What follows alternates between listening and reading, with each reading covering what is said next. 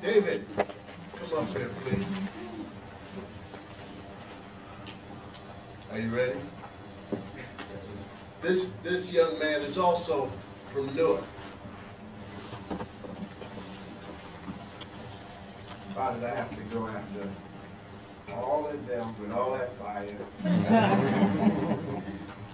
Well, in the name of Allah, the beneficent, the merciful, I when this is one time for Allah, Promises Messenger, to Dr. Cosby, to the Congress, members of Congress, to everyone who's here, the panelists, ex-hooders.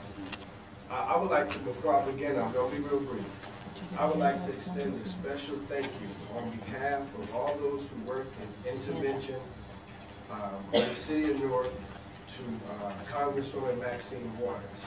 And the reason why, and it's a good thing if she doesn't know me, because that shows that how important it is. In 2002, myself and at the time Deputy Mayor of Newark, New Jersey, Ras Baraka, went to Los Angeles, and she was in the middle of organizing a community, something like this.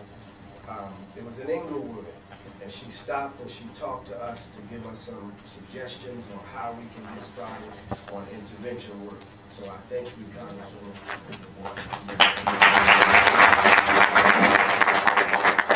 Even though I'm Muslim, I use something from the Bible. We asked Jesus, why do you sit with the publicans and the sinners? And he said it's because it's the sick who need a doctor. A lot of our young brothers in the communities and sisters are angry. They're angry because they feel powerless, because of David Muhammad, who may work in City Hall, or a congressman, or a mayor, or a councilman, people who's supposed to have power, when they go and say, hey man, I need a job, and I don't produce for them, that makes them angry, and it makes me angry too. So that anger has to be put somewhere. All of us are on a quest for some sort of recognition. Depending on how much we need it, we'll do all sorts of things to get it. To rephrase it, we all need and want to be loved. And to be loved gives us a purpose that we are something worthy of it. A lot of our young people, as many have said, they want to be loved. We ask doctors, lawyers, why did you become a doctor? Why did you become a lawyer? When it comes to these gang members, and that's pretty much who we work with. A lot of them, do we ask them, why did you become a gang member? Or do we, as people who, because of our education or some form, or the knowledge that we think we have, we think we already know what they need, and we so far off the base. As we were told to address solutions. As I mentioned, I've worked with Deputy Mayor Ras Baraka at the time. Now I work with another deputy mayor in the city of Newark. His name is Ron Saladin. He was once the director of the Youth Detention Center prior to Director Warren. And now that he has changed, I guess, the suit that he wears, he was tired of seeing 16 years old. And one thing I don't think the director mentioned, there was someone that was, I believe, in his facility that was under 18 but have been arrested 37 times? 39 times. So, in being tired of seeing that, we have to do something. One of the initiatives that Mr. Baraka started was a committee on violence to study why there's so much violence in the cities.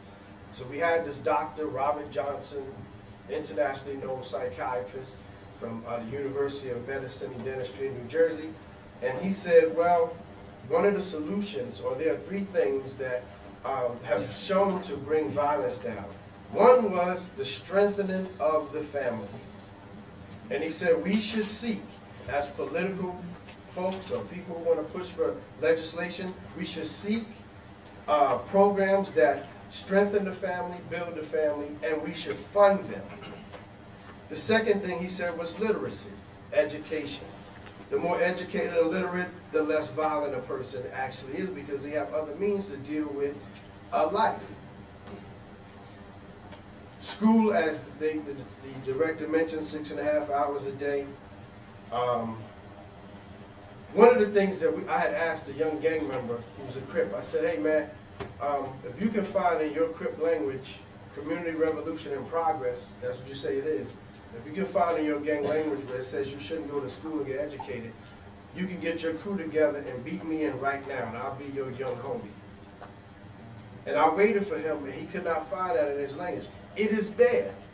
So when we speak to them, we don't speak to them from the side of Islam or Christianity. We use their own stuff and say, you can shoot somebody down, but what about the other stuff you want to educate the mind? We come from the Black Panther Party. What about the Bloods feeding programs? Employment, jobs, jobs, jobs. We go around in the community and we ask auto zones, we ask subways, because I don't believe the myth that you won't work at McDonald's. A lot of these young people are coming out and say, man, I will do anything. And then again, here's the powerlessness. We go to these places and they, oh, you gotta hire, we hire now online, taking all the personality out of selling yourself and going in there to try to get a job. Mentoring. Story of the Good Samaritan. Put a body on a body. And when we say mentoring, not just have dinner once a week at Applebee's and just talk about what happened this week. No, we want you to talk to their guidance counselor. See if they're going to school. If they go to a church or a mosque, see if they've been attending there. Talk to their parents, because a lot of times when you're dealing with them, it's an iceberg of issues. We've been fighting for 2 months to try to get 2 people back in school who want to go to school, but their parents are slow rolling. All the parent has to do is go there and sign a sheet. So we got to put fire under them. And to all of those, or bring the, yes.